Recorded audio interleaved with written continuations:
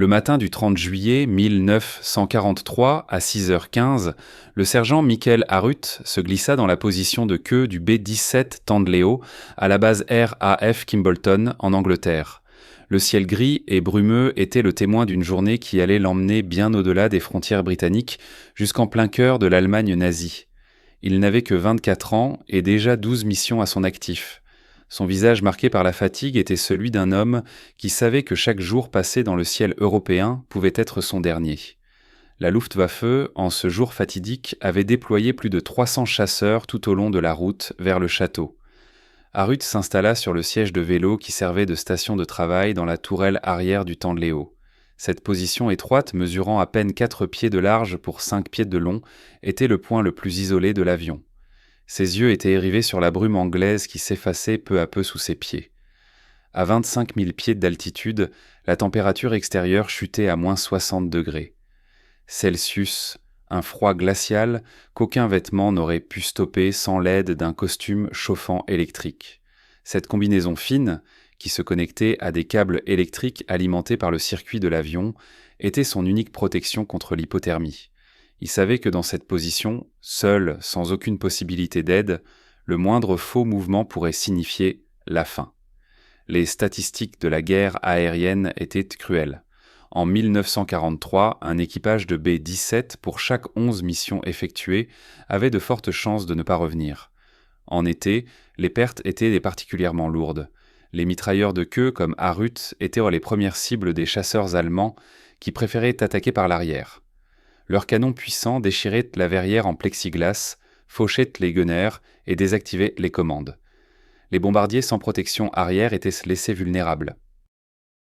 Leurs assaillants repartaient pour une nouvelle attaque, tuant l'équipage sans difficulté. Harut savait tout cela, mais il savait aussi qu'il ne pouvait se permettre d'être une victime. Les derniers 6 mois lui avaient appris qu'attendre la portée de tir recommandée de 300 yards n'était qu'une illusion qui conduisait souvent à la mort. C'était l'une des règles enseignées à l'école de tir de l'armée de l'air, une doctrine qu'il avait rapidement remise en question. Ses premiers engagements l'avaient confirmé, attendre, c'était risquer tout le reste. Et dans un combat où chaque seconde comptait, il fallait agir vite et avec conviction. Il savait que la guerre n'était pas faite de petites hésitations, mais de décisions audacieuses, souvent fatales si elles étaient mal prises. Lors de sa 6e mission, il avait vu un autre B-17, volant juste à côté du Tandleo, se faire toucher en plein cœur de la queue par un chasseur allemand. Le gunner de queue n'avait même pas eu le temps de tirer un seul coup. Les premières de balles avaient traversé la verrière avant qu'il ne puisse réagir. Le B-17 avait plongé, sombrant dans les flammes, les membres de l'équipage ne sortant qu'à peine du brasier. Le taille gunner n'était pas parmi eux. Michael Harut, lui, était encore là, déterminé à prouver que la doctrine était fausse, que ce n'était pas en attendant que la chance tournerait, mais en attaquant le premier, en dérangeant les assaillants avant même qu'ils ne puissent viser. Sa mission ce jour-là allait le mettre à l'épreuve comme jamais. À 6h30, Tandleo avait décollé. Harut tourna les yeux vers les autres membres de l'équipage à bord, sachant que ce voyage était celui où tout pourrait basculer. Les avions américains formaient un immense essaim au-dessus de l'Angleterre, mais ces géants de métal seraient seuls à traverser la Manche sans escorte de chasseurs. La distance entre l'Angleterre et la cible en Allemagne était de 500 milles. Harut savait que les chasseurs allemands seraient déjà en train de les attendre, prêts à détruire ces bombes volantes qu'étaient les B-17. Les P-47 Thunderbolt qui les escortaient avaient été un réconfort pendant la traversée de la Manche, mais ils ne pouvaient pas continuer au-delà de la Belgique. Une fois à la frontière allemande, les Tandleo et ses camarades étaient livrés à eux-mêmes. Harut savait que la guerre aérienne allait atteindre un point d'intensité que peu d'hommes pouvaient imaginer. Mais il ne pouvait pas se permettre de penser à ce qu'il avait à perdre. Il pensa à ce qu'il avait à gagner. Chaque mission, chaque vol, chaque bataille était une chance de survivre. Mais la probabilité de ne pas rentrer saine et sauve, elle était minime. Il n'y avait pas de place pour les hésitations. Il se contenta de préparer ses armes. Les premières attaques commencèrent peu après avoir franchi la Manche. Les chasseurs allemands se lançaient depuis toutes les directions, comme une meute de loups prêts à fondre sur sa proie. À 11h42, un premier groupe de 12 chasseurs se forma derrière le Tandleo, approchant à grande vitesse, les silhouettes sombres se dessinant dans le ciel brumeux. Harut scruta l'horizon, les mains serrant les poignets de ses mitrailleuses. C'était le moment où tout allait se jouer. Il n'y avait plus de retour en arrière. À 11h42, le ciel s'assombrit soudainement sous la masse des chasseurs allemands. La formation de Tandléo était déjà en difficulté.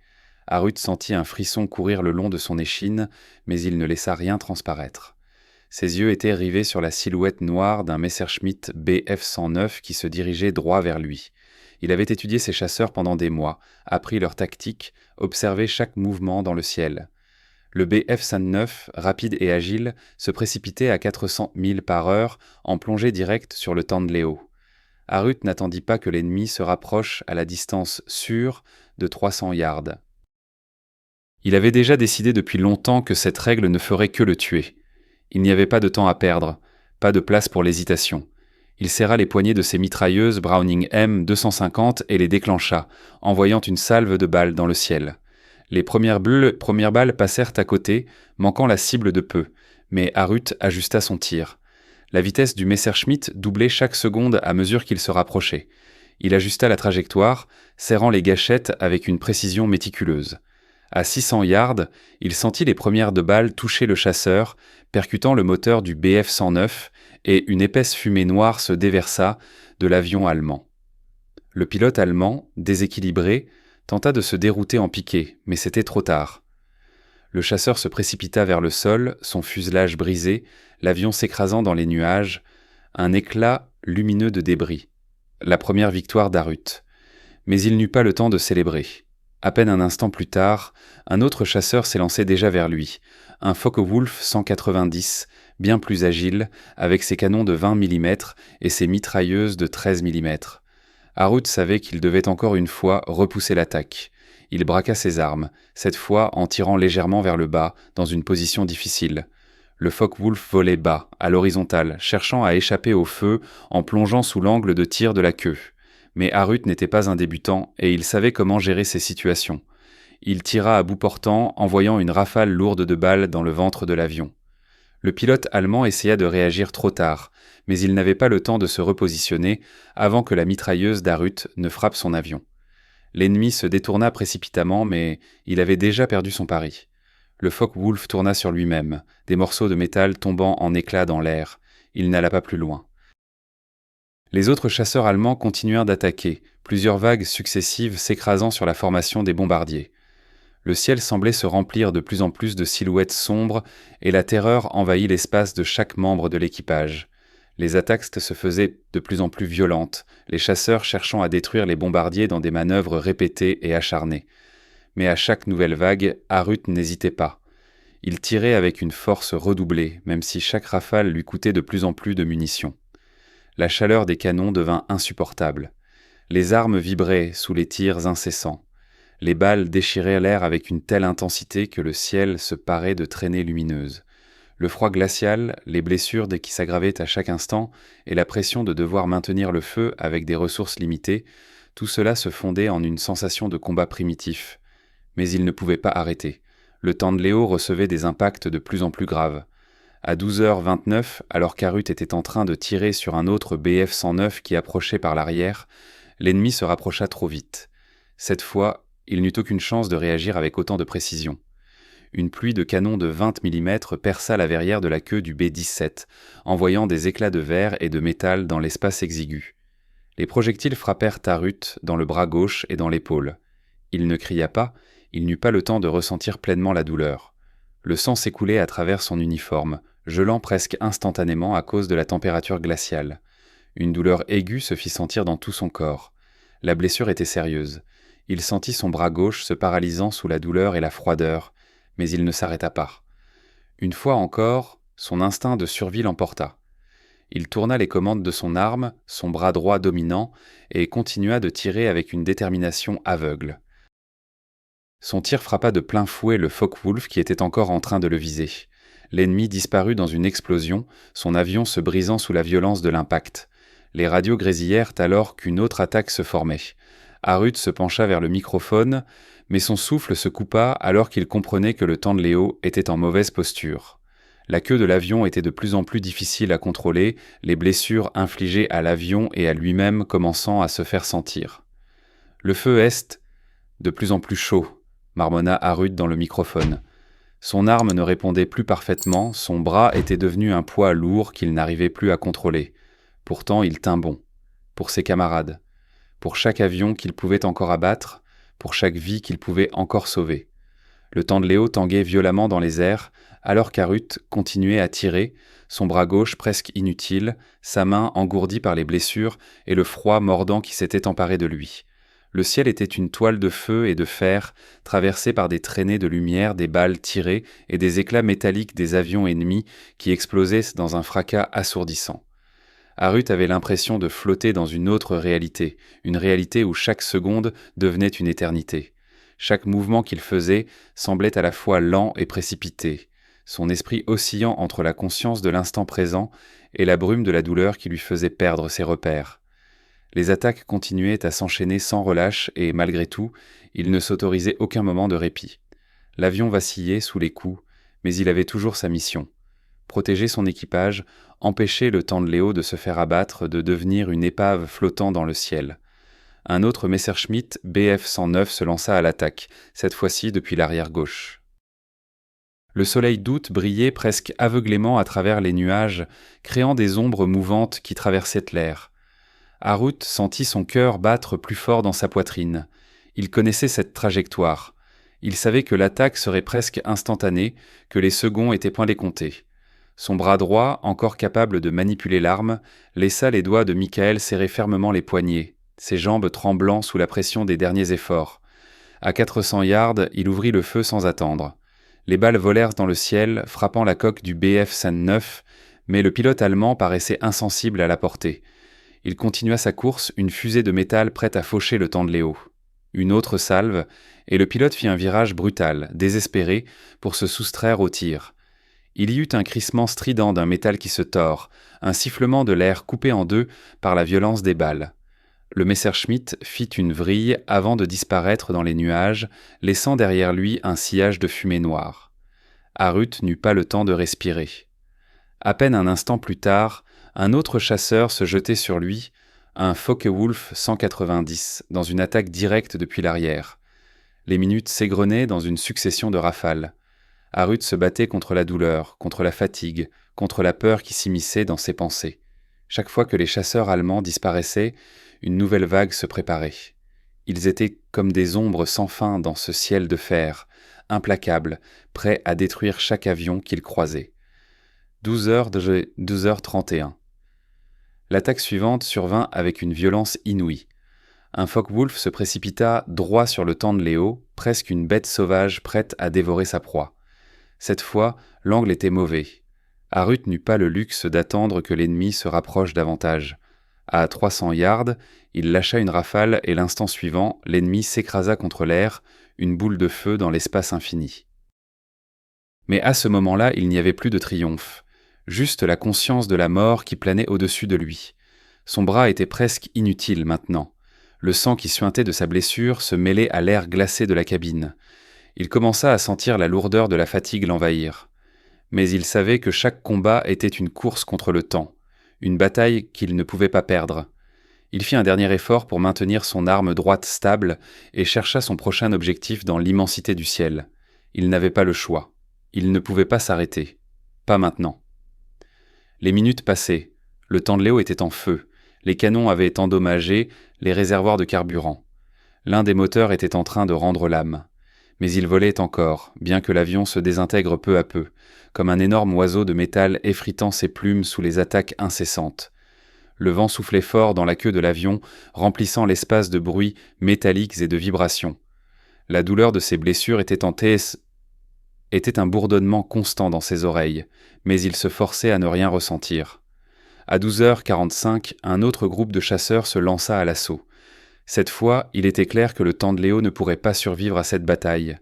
Les aviateurs allemands, ayant repéré l'ampleur des dégâts, attaquaient avec une férocité renouvelée. Ils savaient que ce bombardier était à leur merci. Mais Harut était là, toujours là. Il fit feu une dernière fois, frappant un autre Messerschmitt qui s'approchait. Les balles frappèrent la carlingue, déchiquetant l'aile du chasseur, mais pas assez pour l'arrêter.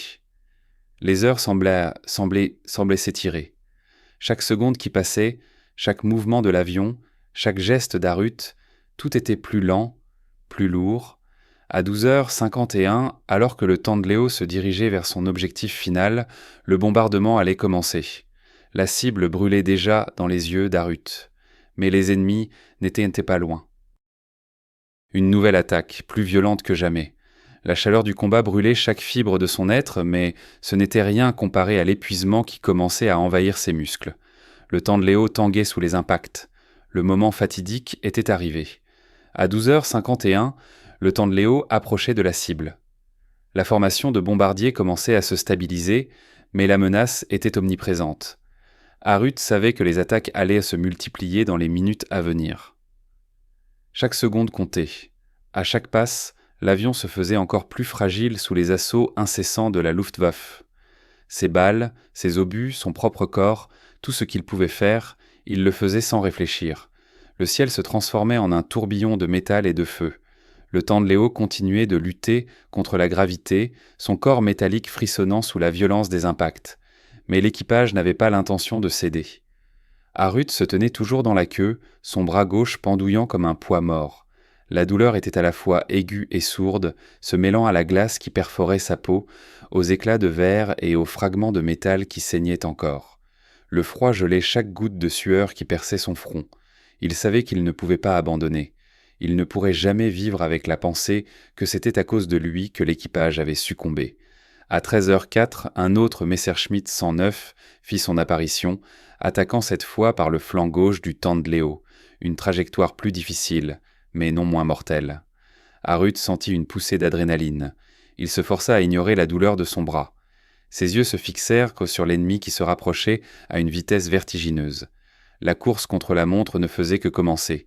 La distance se réduisait rapidement, mais il n'avait plus que quelques secondes pour se préparer. À 600 yards, Arut ouvrit le feu. Ses doigts dévalèrent les poignets avec une rapidité presque mécanique. Les balles sifflèrent dans l'air, perçant le ciel avec une précision presque surnaturelle. Le Messerschmitt plongea droit sur eux. Arut ajusta sa visée. Le chasseur essaya de se dérouter, mais il était trop tard. Les balles frappèrent en le moteur, des éclats d'étincelles jaillirent, et le Bf 109 se transforma en une boule de feu, disparaissant dans les nuages épais. Une autre victoire. Mais aucune joie.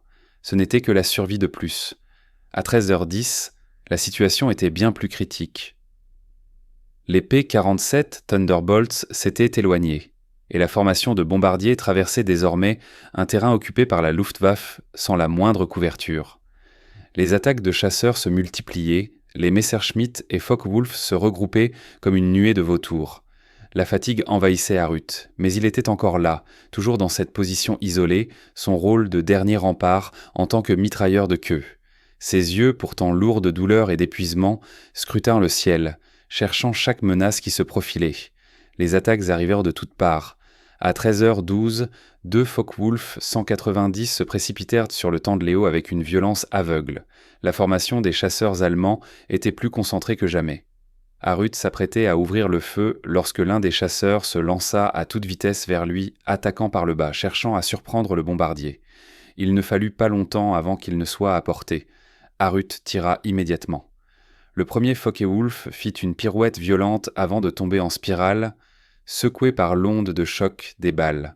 Mais le deuxième Focke-Wulf continuait sa route, déterminé à détruire le Tandléo. Arut ajusta son tir et, d'un geste presque désespéré, il envoya une salve de balles dans sa direction. Les tirs touchèrent l'aile du chasseur, envoyant des étincelles dans le ciel. Le Focke-Wulf se déséquilibra, mais ne céda pas immédiatement. Un autre tir plus précis, et l'ennemi perdit son équilibre, tombant en morceaux avant de disparaître dans les nuages. 2 autres abattus, mais il restait encore beaucoup à faire. La douleur dans son bras devenait insupportable, et Arut n'avait plus que 250 balles à sa disposition. Le Tandléo était toujours là, mais il savait que chaque tir qui s'échappait de ses armes pourrait être son dernier. Pourtant, il n'avait pas l'intention de s'arrêter. Les ordres étaient au clair. Survivre. Et pour cela, il fallait faire tout ce qu'il pouvait. À 13h18, un autre groupe de chasseurs approcha. Les avions ennemis se rapprochaient avec une telle rapidité qu'Arut ne prit pas le temps de penser. Il tira sans hésitation, 2 Focke-Wulf se percutèrent dans une explosion de flammes. Le Tandléo trembla sous le choc de l'attaque, mais continua sa route. Il n'avait pas le choix. Chaque mission, chaque minute qui passait, réduisait la probabilité de revenir sain et sauf. À 13h30, le ciel s'éclaircit à peine que déjà un autre groupe d'ennemis faisait son apparition. Les attaques se succédaient à un rythme effréné, mais les munitions d'Arut étaient désormais réduites au minimum. Un sentiment étrange de calme, presque d'acier, envahit son esprit. Il savait que ce combat n'était qu'une question de moment. Un dernier souffle, et tout serait fini. La peur s'était évaporée. Il n'y avait plus que la nécessité de protéger son équipe. Mais au fond de lui, il se demandait s'il aurait suffisamment de balles pour la fin. Les P-47 Thunderbolt avaient disparu derrière l'horizon. L'escorte avait quitté la formation depuis plus d'une heure. Le vent sifflait à travers la queue du bombardier. Harut savait qu'il ne pouvait pas être le dernier à tomber. Il se concentra sur le prochain groupe d'ennemis qui approchait. Mais il sentait la fin venir, comme un écho qui se répercutait dans chaque vibration du Tandléo. À 13h45, Harut ne ressentait plus que l'écho d'une réalité lointaine. Le Tandléo vacillait sous les derniers coups de feu, son fuselage traversé de part en part par les éclats métalliques des attaques ennemies. Le bruit des canons, des balles qui se déchiraient dans l'air, se mêlait à l'horrible son des moteurs qui peinaient à maintenir l'avion dans les airs. Mais il ne pouvait pas s'arrêter, ne pouvait pas se permettre de faiblir. Il n'avait pas le droit de s'arrêter. Les quelques centaines de balles restantes étaient une maigre protection face à la tempête qui les attendait encore. Les Messerschmitt et Focke-Wulfs se regroupaient dans une masse sombre et menaçante. C'était un ballet effréné, une danse macabre entre les chasseurs allemands et les bombardiers américains. Harut, sanglant, épuisé, continuait de tenir ses armes, malgré la douleur qui le paralysait peu à peu. Il n'avait plus de sentiments, plus d'émotions. Son corps était devenu une machine faite pour tuer, pour survivre, pour protéger l'équipage à tout prix. À 13h50, un autre Messerschmitt Bf-109 fit son apparition, approchant par le flanc droit d'une manière stratégique pour exploiter la faiblesse du Tandléo. Le combat était devenu une question de réflexe. Harut ne pensait plus. Il réagissait. Ses doigts pressaient les gâchettes. L'arme rugissait. À 700 yards, il envoya une première rafale, frappant l'aile du Bf-109, mais il n'eut pas le temps de savourer la victoire. Le pilote allemand poursuivit sa course, presque insensible aux balles qui perforèrent son avion. Harut serra les dents et ajusta le tir. Une deuxième salve. Cette fois, il réussit à déstabiliser l'avion, qui se précipita dans une spirale désespérée. L'avion explosa dans un tourbillon de flammes avant de disparaître dans le ciel.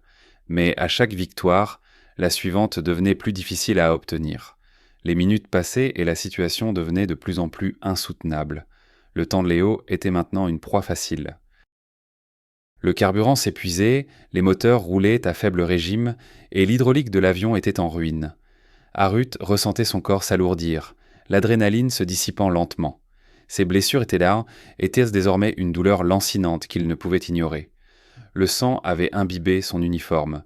Il avait du mal à respirer, mais il savait que chaque seconde était une bataille pour la survie.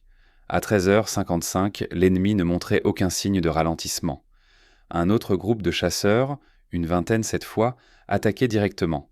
Harut observa la formation dans son champ de vision, calculant la trajectoire, cherchant une brèche, un point faible. Les avions ennemis se rapprochaient en cercle, comme des vautours, cherchant à isoler leur proie. Les bruits de leurs moteurs résonnaient comme des tambours de guerre, annonçant la fin imminente. Le Tandléo se tenait là, droit dans le ciel, une cible parfaite.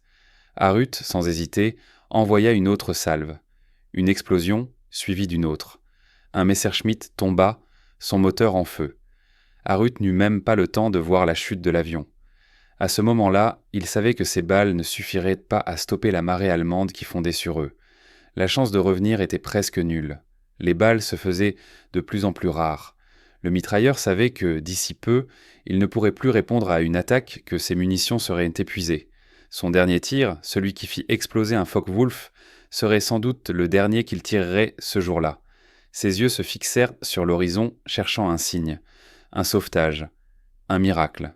À 14h02, le Tandléo amorça sa descente. La formation de bombardiers était maintenant brisée. Les appareils qui volaient en formation s'étaient disloqués sous les attaques incessantes. La douleur dans les bras d'Harut était atroce, mais l'héroïsme qui l'avait poussé à continuer était encore plus grand. Le combat avait duré trop longtemps.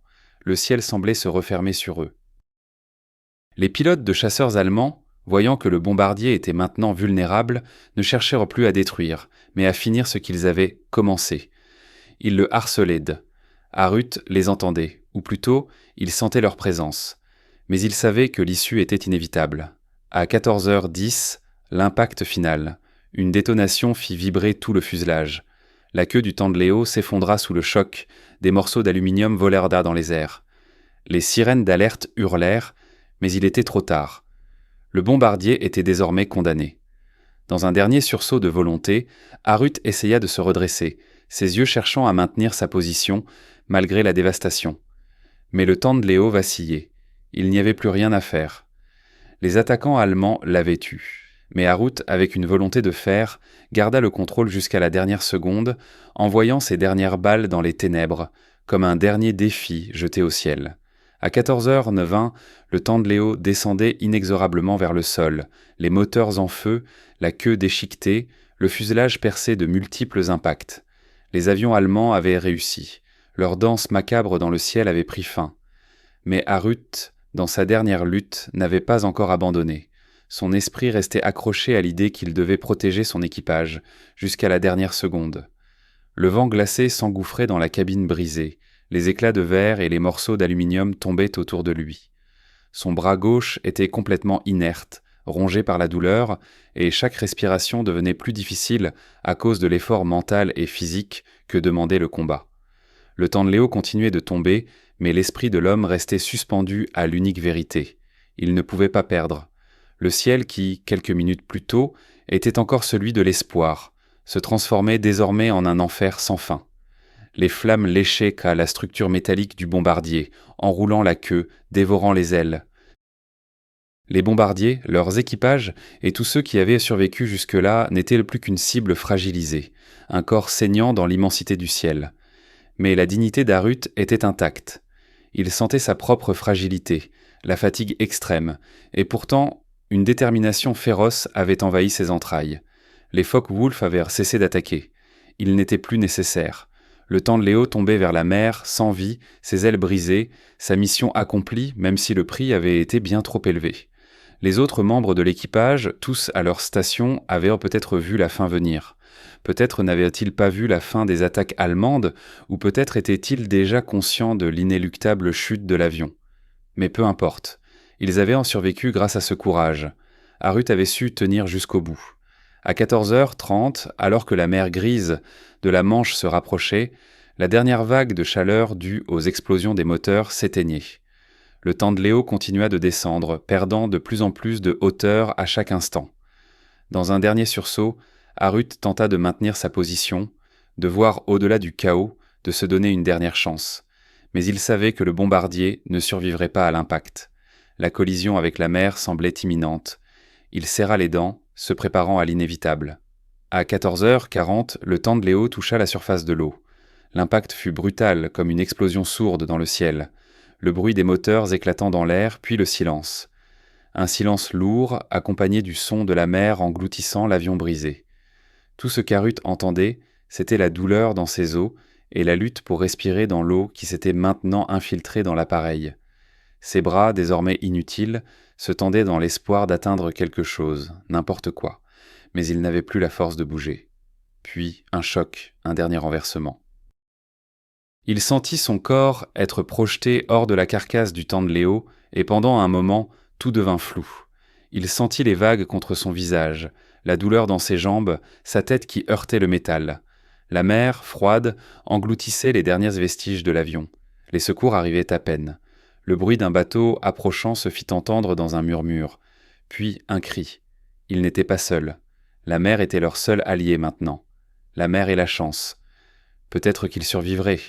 Peut-être que l'histoire du Tandléo serait un autre conte tragique. Mais peut-être aussi, et c'est ce que ressentait Harut dans la brume de son esprit, que la guerre lui permettrait de raconter cette histoire un jour. Peut-être pas en tant que héros, mais en tant que témoin du sacrifice. Le sacrifice qu'il avait fait pour ses camarades. La vie s'échappait lentement de lui, mais il savait que ses camarades avaient survécu. Tous ces instants, ces choix, avaient un sens. Il avait fait son devoir. Il n'avait pas failli. Quand Michael Harut reprit conscience, il n'y avait plus le bruit assourdissant des moteurs, ni les vibrations des ailes du Tandléo battant dans l'air. Tout ce qu'il entendait, c'était le doux clapotis des vagues contre la coque de son radeau. Son corps était douloureux, éreinté, mais la première sensation qui s'imposa à lui fut celle du froid. Le vent glacial soufflait fort, mais ce n'était rien comparé à l'épuisement dans lequel il baignait. Ses yeux se fermèrent un instant, et pendant ce court moment, il se laissa envahir par la paix qui accompagnait le silence. Il était encore en vie. Le Tandléo était au fond de la mer, mais lui, Michael Harut, avait survécu. Il serra les dents et se redressa lentement dans le radeau. Son bras gauche ne répondait plus, engourdi par les blessures et le froid. Il ne parvenait même pas à bouger ses doigts, mais il savait qu'il devait résister, qu'il fallait continuer. Autour de lui, la mer était vaste, infinie, mais les secours se rapprochaient. Il n'était pas seul, il le savait. Il leva la tête. Un navire britannique était en approche, ses couleurs se distinguant sur le fond gris de l'horizon. Il cligna des yeux, essayant de chasser la brume de son esprit. Comment avait-il survécu à tout cela ? Il n'avait aucune idée de combien de temps il était resté dans l'eau, flottant dans cette mer impitoyable. Le froid, la douleur et l'épuisement avaient fait de son corps un simple automate, et pourtant, il tenait toujours, encore et toujours. Il n'avait pas abandonné. Et, plus important encore, ses camarades avaient survécu. Ils étaient toujours là, et c'était grâce à lui, grâce à sa détermination, à son refus de se laisser abattre par la douleur et la peur. Les sauveteurs arrivèrent maintenant rapidement. Un marin tendit une main secourable, mais Harut ne sentit même pas sa prise. Il se laissa emporter par la force de l'homme, et bientôt il était sur le bateau. Il regarda une dernière fois l'horizon, puis ferma les yeux. Le soulagement envahit son corps, et dans ce dernier éclat de conscience, il pensa aux camarades qu'il avait protégés. Ils vivraient pour raconter cette histoire. Au moment où il arriva à la base britannique, Harut était une coquille, vidée de toute énergie. Les secours l'emmenèrent directement à l'hôpital de campagne, où il fut immédiatement pris en charge. Son bras gauche était brisé, ses blessures graves, et la chaleur qui se dégageait de ses membres blessés ne faisait qu'aggraver la situation. Mais Michael Harut ne se concentra pas sur sa douleur. Au contraire, il se concentra sur l'accomplissement de sa mission. Les jours suivants furent remplis de soins et de repos forcés. Il passa du temps à réfléchir, à repenser à chaque instant qu'il avait vécu. Mais il savait au fond de lui qu'il n'avait pas combattu pour sa gloire. Il avait combattu pour protéger ses camarades, pour les ramener tous à la maison. Et même si le Tandléo n'avait pas survécu, leur sacrifice n'était pas vain. Chaque vie qu'il avait sauvée, chaque avion qu'il avait abattu, cela comptait. Cela signifiait quelque chose. La citation pour la Distinguished Service Cross arriva quelques semaines après l'attaque de Cassel. Un document froid officialisant son héroïsme, mais Harut ne s'en préoccupait pas. Il savait qu'aucune médaille, aucun titre honorifique ne pouvait capturer ce qu'il avait vécu ce jour-là. Ce qu'il avait ressenti en combattant dans la queue du Tandléo, en sachant que chaque attaque pouvait être la dernière. Ces instants restaient gravés dans son esprit comme une flamme silencieuse, un souvenir impérissable. Les autres membres de l'équipage du Tandléo se rétablirent eux aussi. Mais l'impact de ce combat allait marquer à jamais leur trajectoire. Harut, bien que récupéré physiquement, était transformé. Le retour à la vie normale, à la routine d'avant-guerre, semblait presque impossible. Les souvenirs des explosions, des ennemis qui tombèrent du ciel, des vies perdues, étaient devenus une partie de lui. Le temps passa, et le Tandléo et son équipage devinrent des légendes.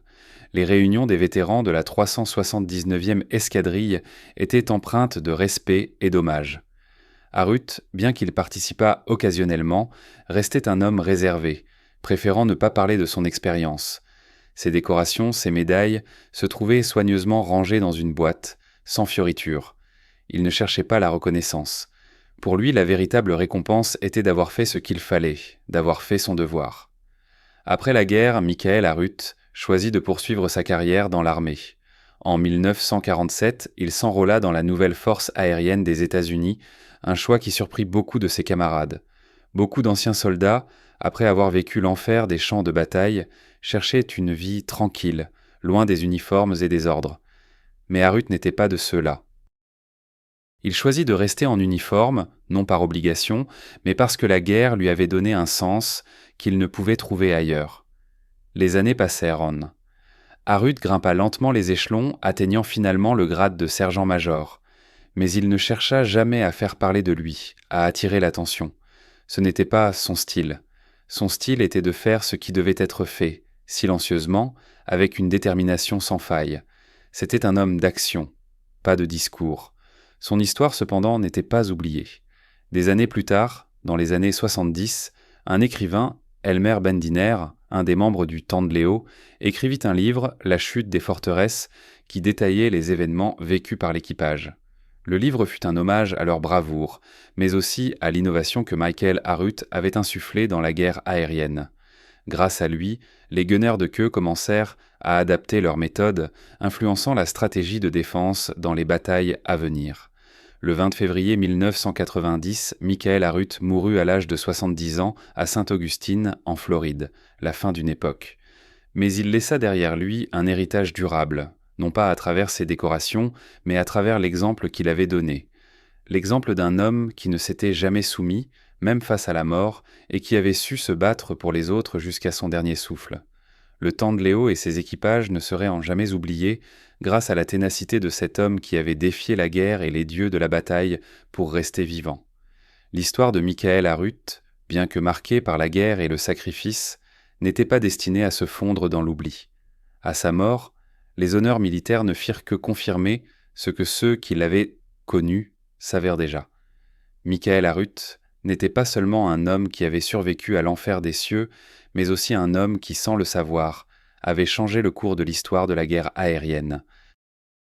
Son héritage ne résidait pas seulement dans les médailles qui ornaient ses anciens uniformes, ni dans les livres écrits à son sujet par ses camarades de guerre.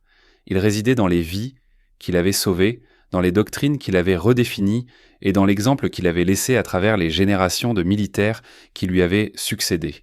Il avait compris une vérité que peu d'autres avaient vue. Dans la guerre, l'innovation est parfois plus cruciale que la simple obéissance aux règles. L'une des plus grandes transformations que Michael Harut avait induites dans la tactique des bombardiers était sa méthode de tir précoce. En adoptant une approche audacieuse et en tirant avant que les chasseurs allemands ne soient à portée de tir recommandée, Harut avait fait plus que sauver sa propre vie. Il avait modifié la manière dont les mitrailleurs de queue protégeaient les formations de bombardiers, en forçant les attaquants ennemis à se dérouter bien avant qu'ils ne puissent atteindre leur cible. Ces choix avaient donné naissance à une nouvelle doctrine de défense, bien plus efficace et plus dangereuse pour l'ennemi. Dans les mois qui suivirent la guerre, la 8e Air Force commença à reconnaître l'impact de sa méthode. En 1944, une analyse approfondie des missions menées par les équipages de B-17, basée sur les enseignements d'Harut, conduisit à une révision des tactiques de défense. Désormais, les gunners de queue pouvaient ouvrir le feu à des distances plus longues, non seulement pour défendre leurs appareils, mais aussi pour perturber les formations ennemies avant même qu'elles ne puissent lancer leur attaque. Ce changement de doctrine eut un effet profond sur les taux de survie des équipages de bombardiers. En 1944, les pertes de B-17 diminuèrent significativement. Les attaques de chasseurs allemands, qui jadis dévastèrent les formations, furent de plus en plus mises en échec par des gunners qui n'attendaient sans plus que les avions ennemis arrivent à portée de tir. Harut, sans le savoir, avait joué un rôle clé dans ce changement fondamental. Ce qu'il avait fait sur le Tandléo ce jour-là, en 1943, ne resterait pas isolé. C'était une tactique qui sauverait des milliers de vies, des vies qui autrement auraient été perdues. Après la guerre, l'histoire d'Harut se diffusa lentement à travers les rangs de l'armée de l'air, mais ce n'était qu'au moment de la publication de La chute des forteresses d'Elmer Bendiner que le grand public commença à comprendre l'ampleur de son influence. Le livre relatait les combats du Tandléo, la bravoure de l'équipage et, bien sûr, les actions décisives d'Harut. Pour la première fois, les détails de la mission de Cassel furent mis en lumière et l'héroïsme de ce taille gunner modeste fut reconnu comme l'un des moments clés de l'histoire de la guerre aérienne. Cependant, malgré toute la reconnaissance qui lui parvint, Harut resta un homme discret. Il refusa d'être sous les feux de la rampe, préférant de loin la tranquillité de sa vie militaire après la guerre. C'était un homme d'action, pas de célébrité. Il savait ce qu'il avait accompli et c'était suffisant. Pour lui, le véritable honneur résidait dans le fait que son équipage, ses camarades, avaient survécu grâce à ses choix. Le reste n'avait pas d'importance. Dans les années qui suivirent sa retraite en 1962, Harut continua de servir en tant qu'instructeur dans l'US Air Force. Les jeunes gunners qui suivaient ses cours ignoraient souvent l'histoire de l'homme qu'ils avaient devant eux. Mais à chaque mission qu'ils accomplissaient, en suivant ses enseignements, une partie de son héritage vivait à travers eux. Il leur avait appris à ne jamais se replier, à ne jamais attendre qu'un ennemi ait l'avantage, mais à prendre l'initiative, à défendre leur équipage avant tout. Le Tandléo lui-même, bien que brisé et englouti dans les profondeurs de la mer, n'avait jamais disparu du cœur de ceux qui l'avaient connus. Les anciens membres de son équipage se retrouvaient régulièrement lors de réunions organisées par la 379e escadrille. Ces retrouvailles étaient l'occasion de rendre hommage à leurs compagnons disparus, et surtout de rappeler l'exemple de Michael Harut, l'homme qui, dans les moments les plus sombres, avait refusé de suivre les règles de la guerre pour réécrire l'histoire de la défense aérienne. Le 20 février 1990, Michael Harut mourut à Saint-Augustine, en Floride, à l'âge de 70 ans. Lors de ses funérailles, les anciens membres de son escadrille, ses collègues, et même des vétérans des missions suivantes vinrent lui rendre un dernier hommage. Il avait marqué l'histoire par sa bravoure, mais surtout par sa capacité à changer la façon dont une guerre était menée. Les médailles et les distinctions qui l'accompagnaient ne suffisaient pas à capturer l'essence de son héritage. Mais ceux qui l'avaient connu savaient que son nom vivrait à jamais dans l'histoire de l'aviation militaire. Les archives du Mighty 8e Air Force Museum à Savannah, en Géorgie, contiennent désormais les rapports des missions du Tandléo, dont celui de Cassel, et les contributions décisives de Michael Harut. Des expositions y rendent hommage à l'innovation qu'il a incarnée.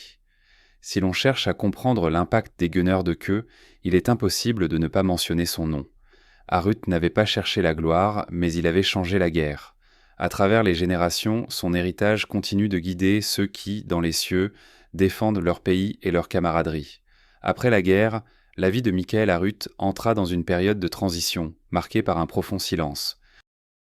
Le tumulte des combats, des missions audacieuses et des nuits blanches à attendre la prochaine attaque avait laissé place à une routine plus calme, mais non moins exigeante. Harut retourna dans l'armée, mais pas sous les feux des projecteurs.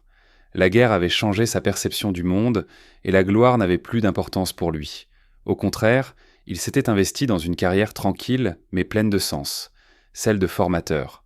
Il se retrouva à enseigner les stratégies qu'il avait perfectionnées durant ses missions, en particulier les nouvelles techniques de tir précoce qu'il avait mises en œuvre au sein de la 379e escadrille. Ses années de service dans l'US Air Force après la guerre le conduisirent à devenir un instructeur respecté, mais son influence ne se mesurait pas en grade ou en distinction. Elle se mesurait dans le regard des jeunes gunners qui, grâce à lui, avaient appris à défendre leurs camarades avant tout. Ces enseignements permirent de faire passer un message essentiel aux générations suivantes. La guerre aérienne n'était pas une question de respect aveugle des règles, mais d'adaptation et d'innovation. Harut avait modifié les tactiques de défense des bombardiers et sauvé d'innombrables vies sans même le savoir. Il avait défié la doctrine établie et montré qu'il était possible d'être plus réactif et plus offensif tout en préservant l'équipage. Dans ses cours, il ne parlait pas des gloires de la guerre ni de ses exploits personnels. Non, ce qu'il transmettait, c'était un principe fondamental, la survie. Celle des autres avant tout. Le temps passa. L'homme qui avait été une légende sur le terrain ne cherchait pas à attirer l'attention, préférant se fondre dans une vie de famille calme, loin des bombardiers et des avions de chasse. Il épousa une femme nommée Elisabeth, avec qui il éleva 2 enfants dans une petite ville tranquille de Floride. Il vivait modestement, loin des souvenirs de guerre. Harut, bien qu'il eût survécu à l'enfer, ne parlait presque jamais de ses expériences militaires. Cela faisait partie de son caractère, de son humilité. Les souvenirs du Tandléo et de ses camarades étaient bien gardés dans son esprit, mais il ne les partageait que rarement, et encore moins avec ceux qui ne comprenaient pas ce qu'il avait traversé. Malgré cette volonté de rester discret, la reconnaissance de ses actions arriva. En 1950, il reçut la Distinguished Service Cross, l'une des plus hautes distinctions militaires américaines, mais même ce prix n'eut pas l'effet qu'il avait eu sur d'autres. Harut n'était pas un homme de cérémonie. Il accepta l'honneur, mais il le fit dans la plus grande simplicité, sans fanfare. C'était pour lui un simple rappel de son devoir. Son seul objectif avait toujours été d'assurer la sécurité de son équipage, et cette distinction ne pouvait pas changer cela. Il resta fidèle à ses principes de modestie et d'efficacité. À partir des années 60, les vétérans de la Seconde Guerre mondiale commencèrent à se retrouver de plus en plus souvent lors de réunions organisées par leurs anciens groupes. Ces retrouvailles avaient un goût amer et doux à la fois. Les hommes qui s'étaient battus ensemble, qui avaient vécu l'enfer sur Terre, se retrouvaient pour honorer ceux qui étaient tombés et échanger des souvenirs. Harut assista à plusieurs de ces rassemblements, mais toujours dans l'ombre. Il préférait écouter et observer. À ses yeux, ce n'était pas son histoire qui comptait. C'était l'histoire du Tandléo, de son équipage et de l'ensemble de la 379e escadrille qui avait partagé la même souffrance et le même sacrifice. Les histoires qu'il écoutait étaient les vraies. Elle n'avait pas besoin de célébrité. Lors de ces réunions, des camarades de la 379e, comme Elmer Bendiner, qui avait écrit La chute des forteresses, se souvenaient des jours de gloire. Mais Bendiner, tout comme Harut, savait que la véritable histoire ne résidait pas dans les médailles, mais dans le sacrifice. Michael Harut n'était pas seulement un héros, mais un symbole de la guerre qui ne se terminait jamais vraiment. Les soldats ne retournaient jamais vraiment à la vie civile. Ils devenaient des témoins silencieux de ce qu'ils avaient vécu et de ce qu'ils avaient perdu. Après avoir quitté définitivement l'armée en 1962, Michael Harut se consacra à sa famille, mais son passé de combattant resta en lui. Il n'en parlait que très rarement, et uniquement avec ceux qu'il avait connus dans les airs. Il se dévoua à transmettre ses connaissances aux jeunes militaires, enseignant le respect des armes et l'importance de la stratégie. Il savait que ce qu'il avait appris sur le terrain, dans la chaleur du combat, pourrait encore sauver des vies. Dans les années 1980, les vétérans de la Seconde Guerre mondiale commencèrent à disparaître. Mais l'histoire de Michael Harut et du Tandléo ne fut pas oubliée. Des archives, des livres, des documentaires et des musées racontèrent leur histoire.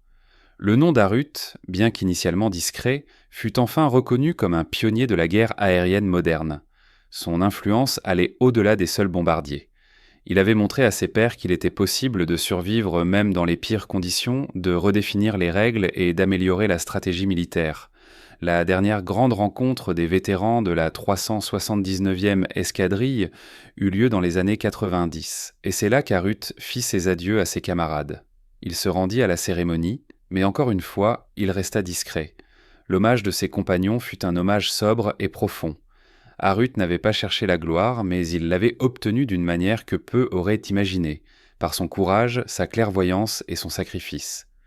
Le 20 février 1990, Michael Harut mourut paisiblement dans son sommeil à Sainte-Augustine, en Floride.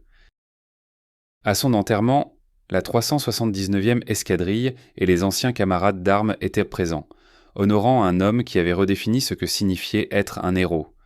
Le monde n'aurait peut-être jamais su tout ce qu'il avait accompli, mais pour ceux qui avaient dévolé à ses côtés, il était un exemple de ce que l'on pouvait accomplir lorsque l'on défie la guerre, que l'on défie la mort, et que l'on défend ses camarades avec une volonté inébranlable.